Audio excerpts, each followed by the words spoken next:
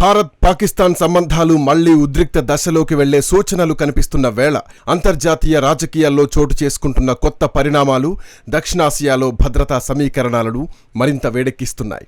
ఒకవైపు అమెరికా పాకిస్తాన్ సంబంధాలు మళ్లీ దగ్గరవుతున్నాయన్న సంకేతాలు వెలువడుతూ ఉంటే, మరోవైపు భారత్ తన జాతీయ భద్రతా వ్యూహాలను మరింత దృఢంగా అమలు చేస్తోంది.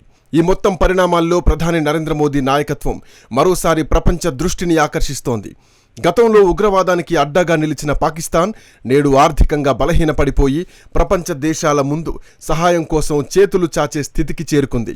అంతర్జాతీయ ద్రవ్యనిధి, చైనా అప్పులు, విదేశీ సహాయాలపై ఆధారపడే పరిస్థితిలో ఉన్న పాకిస్తాన్కు భారత్తో సమానంగా పోటీ చేసే సామర్థ్యం క్రమంగా తగ్గిపోతోందని అంతర్జాతీయ నిపుణులు అంటున్నారు.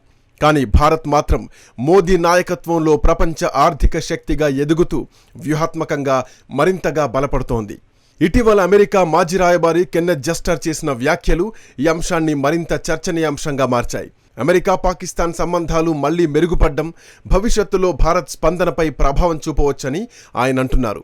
ముఖ్యంగా పాకిస్తాన్ ప్రేరేపిత ఉగ్రదాడుల విషయంలో భారత్ మరింత కఠినంగా వ్యవహరించే అవకాశం ఉందని వ్యూహాత్మక వర్గాలు భావిస్తున్నాయి. ఎందుకంటే మోదీ నాయకత్వంలో భారత్ ఇప్పుడు పాత విధానాలకు భిన్నంగా రెస్పాండ్ అవుతోంది. ఒకప్పుడు కేవలం ఖండనలు, దౌత్య చర్చలకే పరిమితమైన భారత్ రియాక్షన్ ఇప్పుడు నేరుగా శత్రువుకు గట్టి హెచ్చరికిచ్చే స్థాయికి చేరింది.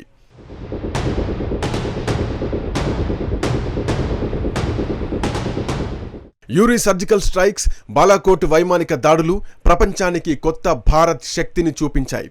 దేశ భద్రత విషయంలో రాజీ లేదని మోడీ ప్రభుత్వం అప్పుడే స్పష్టం చేసింది. ఈ చర్యల తర్వాత పాకిస్తాన్ అంతర్జాతీయ వేదికలపై తీవ్ర ఒత్తిడిని ఎదుర్కొంది. ఉగ్రవాదాన్ని పెంచి పోషిస్తున్న దేశంగా దాని ప్రతిష్ట మరింత దెబ్బతింది. ఒకప్పుడు కాశ్మీర్ అంశంపై ప్రపంచ దేశాలను భారత్కు వ్యతిరేకంగా మళ్లించేందుకు ప్రయత్నించిన పాకిస్తాన్ ఇప్పుడు అదే దేశాల ముందు ఒంటరిగా నిలబడాల్సిన పరిస్థితికొచ్చింది. ఇలాంటి సమయంలో ఆర్ఎస్ఎస్ ప్రధాన కార్యదర్శి దత్తాత్రేయ హోసబలే చేసిన వ్యాఖ్యలు కూడా చర్చనీయాంశంగా మారాయి. పాకిస్తాన్తో అన్ని తలుపులు పూర్తిగా మూసివేయకూడదని, ప్రజల మధ్య సంబంధాలు కొనసాగాల్సిన అవసరం ఉందని ఆయన అభిప్రాయపడ్డారు. అయితే దీన్ని కొందరు బలహీనతగా చిత్రీకరించేందుకు ట్రై చేసిన వాస్తవానికి భారత్ సంస్కృతి ఎప్పుడూ శాంతి, సంభాషణ, సహజీవనాన్ని ప్రోత్సహించే దిశలోనే ఉంటుందని విశ్లేషకులు అంటున్నారు. భారత్ ఎప్పుడూ యుద్ధాన్ని కోరుకోలేదు. కానీ దేశ సార్వభౌమాధికారాన్ని సవాల్ చేస్తే మాత్రం సమాధానం గట్టిగానే ఉంటుందని ఇప్పటికే చూయించారు. ఇదే సమయంలో ప్రజల మధ్య స్నేహం కొనసాగాలని భావించడం భారతీయ సంస్కృతికి నిదర్శనం. ఇది బలహీనత కాదు, భారతీయ నాగరికత గొప్పతనం.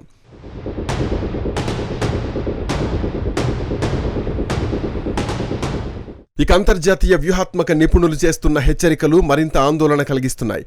భవిష్యత్తులో భారత్ పాకిస్తాన్ మధ్య మరోసారి ఘర్షణ తలెత్తితే అది గతంతో పోలిస్తే మరింత ప్రమాదకరంగా మారవచ్చని వారంటున్నారు. కారణం అణ్వాయుధ సామర్థ్యం మాత్రమే కాదు, ఆధునిక సాంకేతిక యుద్ధ పద్ధతులు కూడా. డ్రోన్లు, సైబర్ దాడులు, క్షిపణి వ్యవస్థల్లాంటి అంశాలు యుద్ధ స్వరూపాన్నే మార్చేశాయి. అయితే ఈ మొత్తం పరిస్థితుల్లో భారత్ స్థానం చాలా స్పష్టంగా కనిపిస్తోంది. మోదీ నాయకత్వంలో భారత్ తన రక్షణ వ్యవస్థను అత్యాధునికంగా మార్చుకుంటోంది. ప్రపంచంలోనే అత్యంత వేగంగా అభివృద్ధి చెందుతున్న ఆర్థిక వ్యవస్థగా భారత్ ఎదుగుతూ ఉంది. అంతేకాదు రక్షణ రంగంలో కూడా స్వయం సమృద్ధి సాధించే దిశగా అడుగులు వేస్తోంది. మేక్ ఇన్ ఇండియా ద్వారా స్వదేశీ ఆయుధ తయారీకి ప్రాధాన్యం ఇవ్వడం, ఆధునిక యుద్ధ సాంకేతికతను అభివృద్ధి చేయడం, సరిహద్దు భద్రతను మరింత బలోపేతం చేయడం లాంటి చర్యలు భారత్ వ్యూహాత్మక శక్తిని పెంచుతున్నాయి. ఇక పాకిస్తాన్ పరిస్థితి పూర్తిగా భిన్నంగా ఉంది.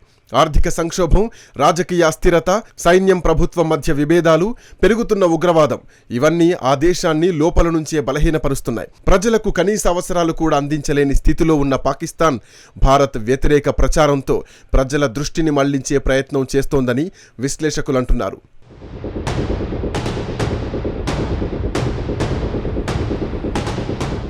షెహబాజ్ షరీఫ్ ప్రభుత్వం ప్రస్తుతం అంతర్జాతీయ వేదికలపై మద్దతు కోసం ప్రయత్నిస్తున్న ప్రపంచ దేశాలు ఇప్పుడు పాత పాకిస్తాన్ కథలను నమ్మే పరిస్థితుల్లో లేవు. ఎందుకంటే ప్రపంచానికి ఇప్పుడు స్పష్టంగా అర్థమైంది, దక్షిణాసియాలో స్థిరత్వానికి భారత్ కీలకం, సమస్యలకు మూలం పాకిస్తానే అని. అమెరికా కూడా ఇప్పుడు భారత్ ప్రాధాన్యతను మరింతగా గుర్తిస్తోంది. ఇండో పసిఫిక్ వ్యూహంలో భారత్ పాత్ర అత్యంత కీలకంగా మారింది. చైనా విస్తరణవాదాన్ని ఎదుర్కొనే విషయంలో భారత్ను అమెరికా వ్యూహాత్మక భాగస్వామిగా చూస్తోంది. అందుకే అమెరికా పాకిస్తాన్ సంబంధాలు కొంత మెరుగుపడుతున్నా భారత్ స్థానం దానికి భిన్నంగా మరింత బలంగా ఉందని నిపుణులు అంటున్నారు.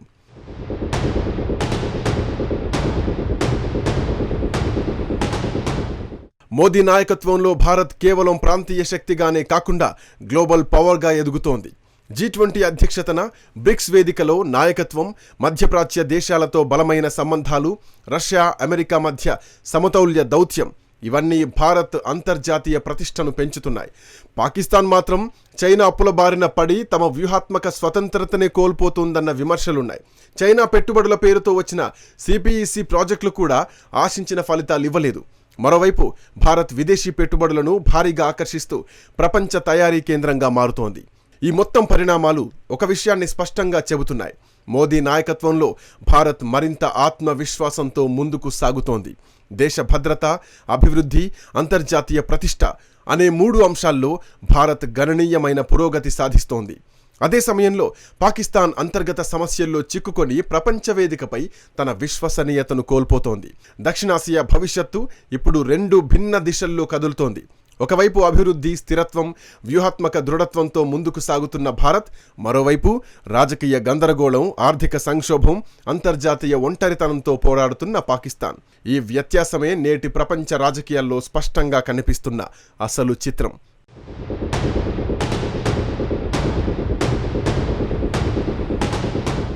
ప్రపంచం ఇప్పుడు కొత్త భారత్ను చూస్తోంది. ఆ కొత్త భారత్కు ప్రతీకగా నరేంద్ర మోదీ కనిపిస్తున్నారు. దేశ ప్రయోజనాల విషయంలో రాజీ పడని నాయకత్వం, ప్రపంచ వేదికపై ధైర్యంగా మాట్లాడే ధోరణి, శత్రువుకు గట్టి సమాధానం ఇచ్చే సామర్థ్యం ఇవన్నీ కలిసి భారత్ను మరింత శక్తివంతమైన దేశంగా మార్చుతున్నాయి.